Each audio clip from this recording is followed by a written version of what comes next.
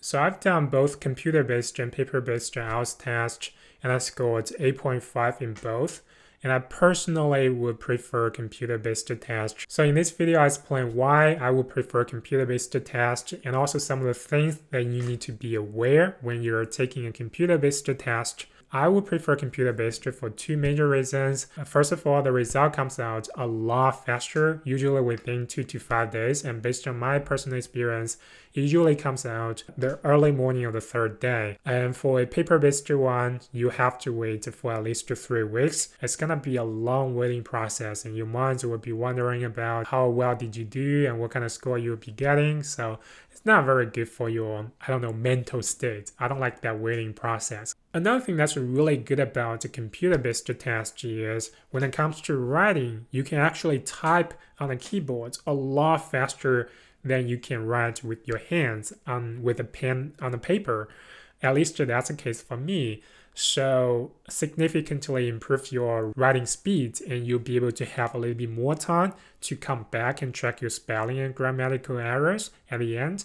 So that's good. Also, it's so much easier to come back and post-edit what you have written, because a lot of times when you come back and check it out, you'll find, some of the words you may want to replace it with a better words, and some of the sentence structures may not be ideal and you want to change that. All of those can be a headache when it's done on a paper-based one, because you have to erase everything and the layout will be messed up.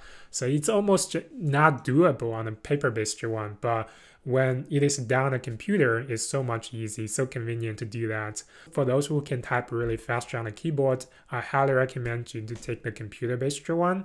So these are the two major reasons why I would prefer a computer-based one. Also, if you want to take a computer-based test, here are some things that you have to keep in your mind. It's very different actually. So when it comes to speaking, the questions actually do not go from top to bottom. It actually goes from left to right, which means the first question can be on the left, and the second question would be on the right, and then the third question would be on the left again. So that's the layout for the questions in speaking. And you won't be getting the extra 10 minutes at the end to transfer your answers to the answer sheet, because everything is done on the computer, so that kind of makes sense, right? You'll be getting like 1 to 2 minutes, which I can't remember exactly, but very, very little time. So I wouldn't leave out, all the answers to the end and write on the paper. I wouldn't recommend that. I would usually answer all the questions when I was actually listening to the specific question. Just do it right there on spot. And you'll be given 30 seconds at the end of each section to transfer your answer. But I often use that time to read the next paragraph to make sure that I've already gone through all the questions before the recording even starts. And I recommend everybody to do the same. Otherwise, you have a really difficult time to answer those questions because you haven't, go through them. As for reading, there is a highlight function, which I recommend everybody use. You can highlight both the questions and the passage. By highlighting it, you can maybe remind yourself some of the keywords in the question. Also, you can be sure where you actually find the answer. So when you do have time to go back and check, you know where you need to specifically look at.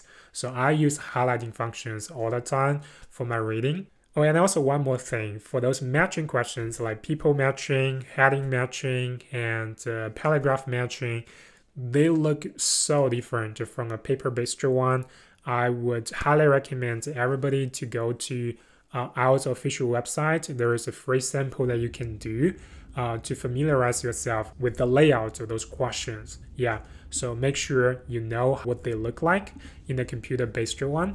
For speaking, writing, I've already talked about that, the benefits. Other than those, you type on a keyboard, everything is pretty much the same.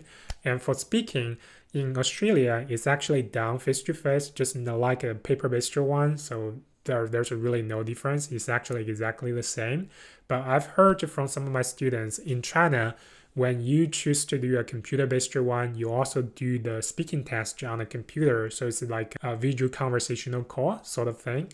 So if you want to know how the speaking test will be conducted, I would recommend you to contact the test center to confirm. yeah, I guess that's pretty much it. So I personally would much prefer a computer-based one. I don't like to wait, and I enjoy the fact that you can actually go back and post-edit to your writing. You can write a lot faster on a computer, and that's why I prefer a computer-based one. But obviously, it's up to you.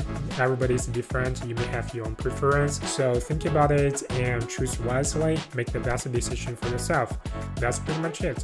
I hope you have fun watching this video. My name is Kevin. This video is a part of the IELTS series where I document my journey of going from IELTS Band 5 to Band 8.5. Like always, I'll see you guys in the next one. Bye.